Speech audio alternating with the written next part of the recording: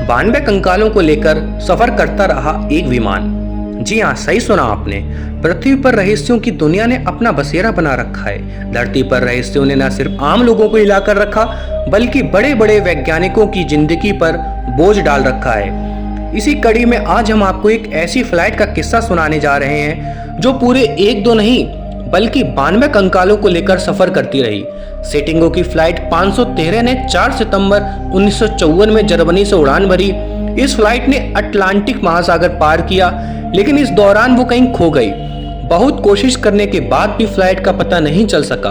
कई सारी जांच एजेंसियों ने इनका पता लगाने की कोशिश की, लेकिन फ्लाइट का पता नहीं चल सका। आखिरकार ये मान लिया गया कि फ्लाइट कहीं क्रैश हो चुकी है। उसमें बैठे सभी यात्री मौत का शिकार हो चुके हैं। सालों बीते, लेकिन अचानक एक दिन कुछ ऐसा हुआ कि सभी के होश उड़ गए।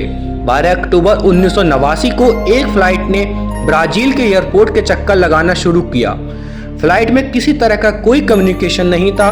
फ्लाइट के आने की कोई सूचना भी एयरपोर्ट के अधिकारियों को नहीं थी।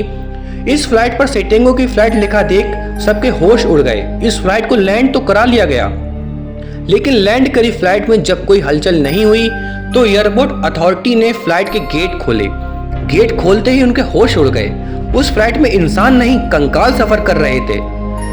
पूरे 35 साल बाद लैंड करी इस फ्लाइट में एक दो नहीं पूरे 92 कंकाल थे जो उस फ्लाइट के यात्री थे, लेकिन इतने सालों में कंकाल में तब्दील हो गए। इन यात्रियों को सीट बेल्ट तक बंधी हुई थी और चौंकाने वाली बात यह थी कि इसके पायलट कैप्टन मिगवेल और उनके साथी भी कंकाल में तब्दील हो गए थे और उनके हाथ कंट्रोलर पर थे। हैरान करने वाली बात यह थी कि 35 साल के बाद भी इंजन अभी भी काम कर रहा था। पैरानॉर्मल एक्सपर्ट के मुताबिक, डॉक्टर कैल्सो अटेलो की थ्योरी के मुताबिक अभी भी वार्म होल्स हैं और कहीं ना कहीं इन होल्स में ही ये प्लेन खो गया और उसके बाद इतने सालों बाद लौटा। सरकार ने इसे छुपाने की बहुत कोशिश की, लेकिन आखिरकार ये अखबार की सुर्खियां बना और लोगों को पता चला।